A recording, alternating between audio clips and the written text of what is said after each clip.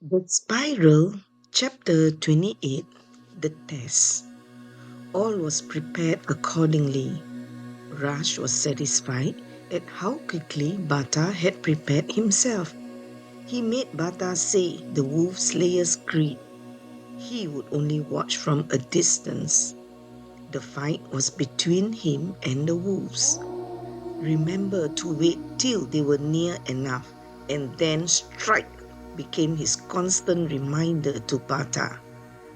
The morning mist brought with it the smell of a new day in the grass and foliage that bloom in the morning sun.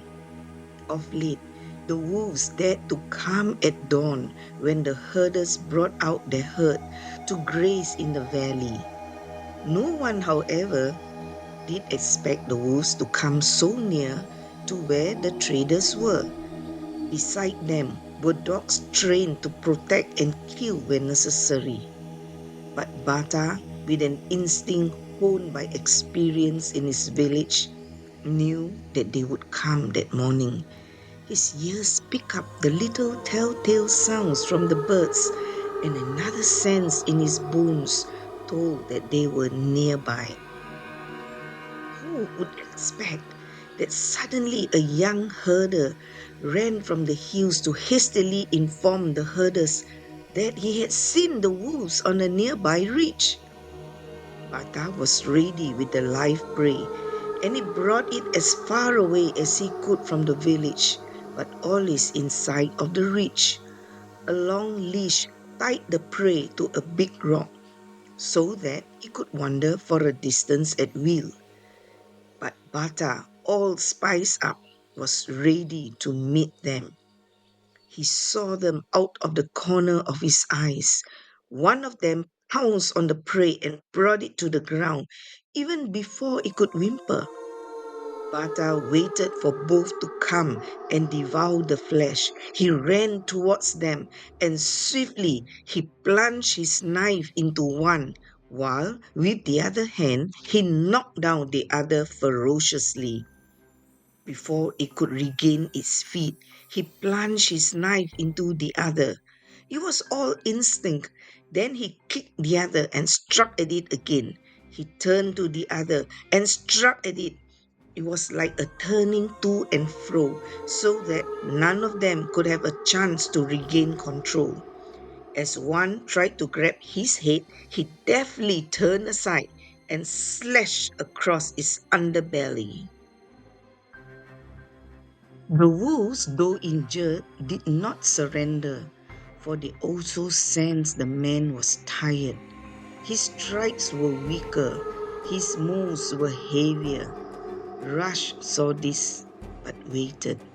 He was confident that Bata would win, but Rush was ready with a light seat. Bata saw Rush, and courage came and lifted his feet and arms to move instinctively. The words of his grandfather came to mind. In one fluid movement, he turned to one and struck at it, and then moved backwards and struck the other as it pounced at his neck. Just as he lifted his elbow to ward off the attack, he plunged his knife into the neck of the beast and sliced open the vein. All too soon, the battle was over.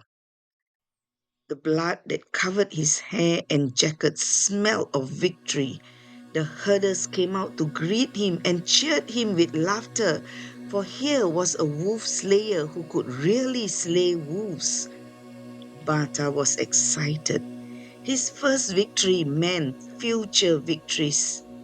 Still, he pondered on the mystery of the light seed. Would that be important as he had succeeded without it? And where was Ira? Did not she hear of his victory? Then, without any warning, the sky turned dark and the rains came again and washed off the gore of that morning's battle. The blood of the wolves mingled with the water and was swept away in tiny rivulets down to holes and crevices. Bata too washed himself in the rain and enjoyed the cleansing by the heavens. Then he set his face towards the village with great pride to meet Rush, his mentor. Here was his real destiny, and he wanted to thank the light bearer who helped him find it. One day the light bearer would be gone, but he, Bata, would be able to carry on much further. There was one more thing which he had to ask Rush, and that was about the light seed. Besides, his heart was gripped with joy whenever he thought of his new name. The name R.L. was the one his grandfather wrote down for the one who would succeed him. Now he could rightfully claim his name. R.L., R.L., R.L. kept echoing in his mind and heart as he ran across the valley to meet his mentor.